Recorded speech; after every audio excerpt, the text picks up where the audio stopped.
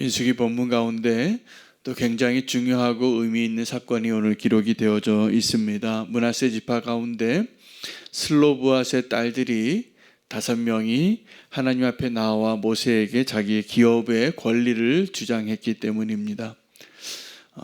이 권리를 주장한 것이 하나님께 굉장히 소중한 사건이 되어서 모세가 하나님 앞에 나아가서 하나님께 받은 응답대로 가르쳐준 몇 가지 원칙들이 이스라엘 민족의 중요한 판례가 되었습니다. 여러분, 법정에서 어떤 판결이 나면 그 판례가 마치 법의 문항처럼 중요한 내용이 됩니다. 그것이 하나의 근거가 된다는 것이죠.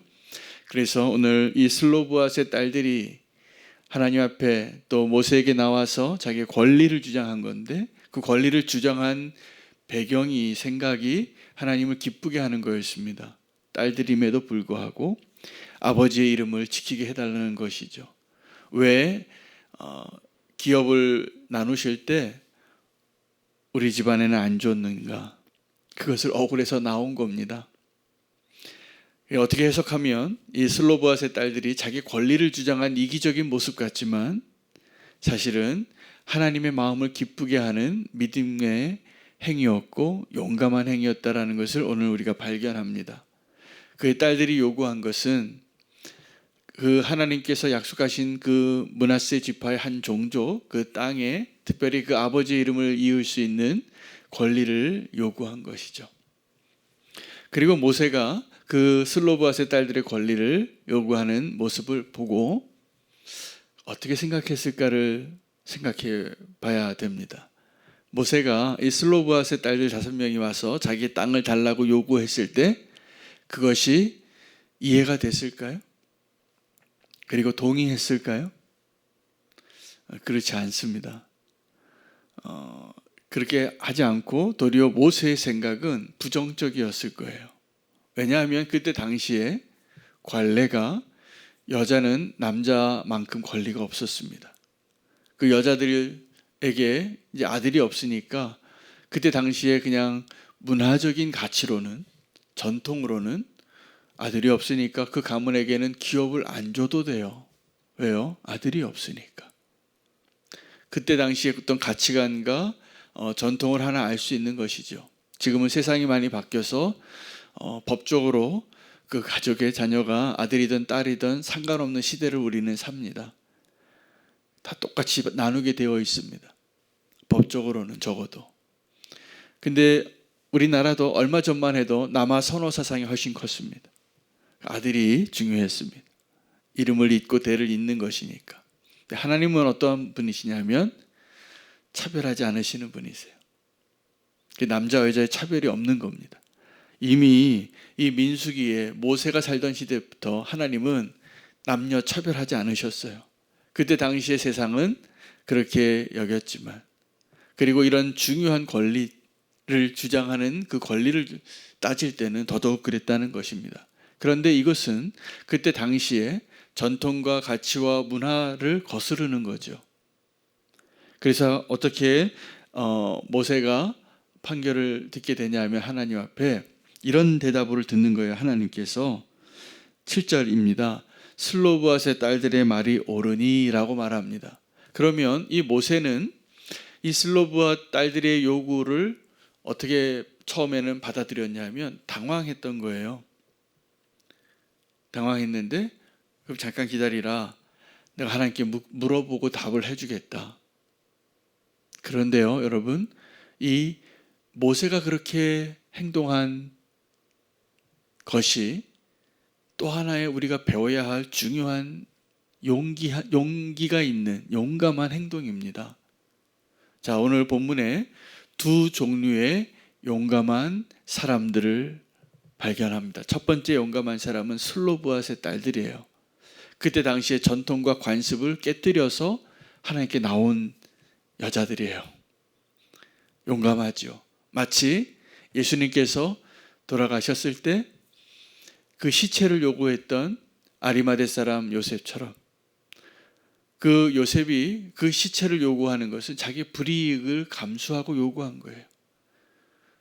이제 정말 그 예수님이 죽고 이제 내가 그래도 살 길을 찾는다면 다른 제자들처럼 고기라도 잡아러 가고 내가 이제 예수님이 없어진 이 상황에서 내가 살 길을 찾아야 될 텐데 그 요셉은 그렇지 않았습니다.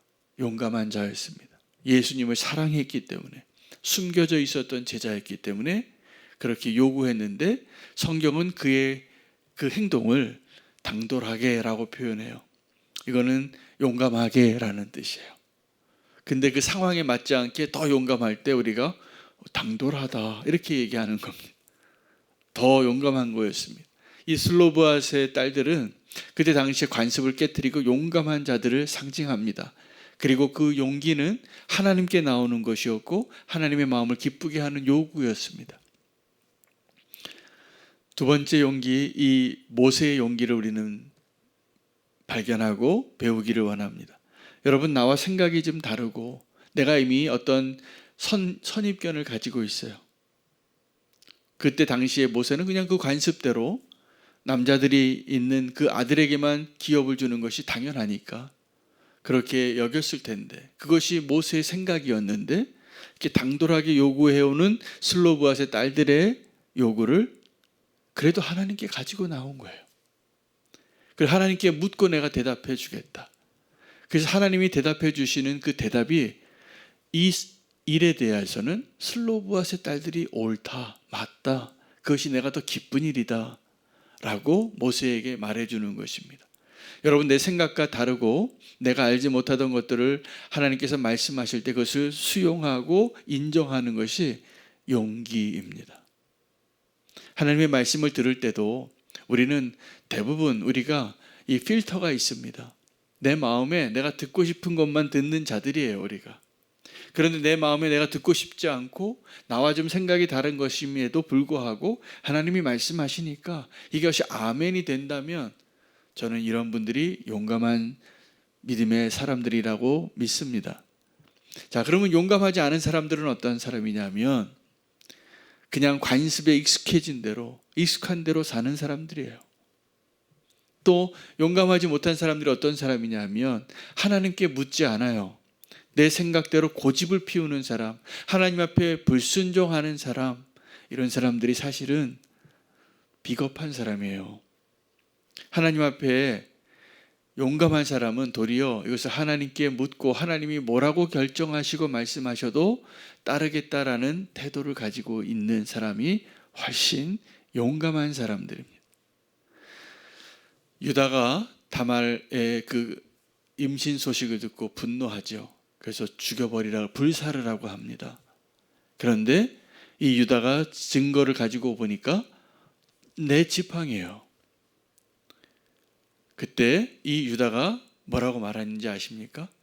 네가 나보다 옳다라고 얘기해요. 나와 생각이 다르고 또 내 의견과 다른 것에 대해서 인정할 줄 아는 것, 여러분, 이게 소통을 가능하게 하는 겁니다. 그리고 이것이 정말 용감한 것입니다. 오늘 이 슬로브앗의 딸들 그리고 모세를 저는 오늘 본문에 발견한 두 부류의 용감한 사람들인데 공통점이 있습니다. 하나님께 나온 것입니다.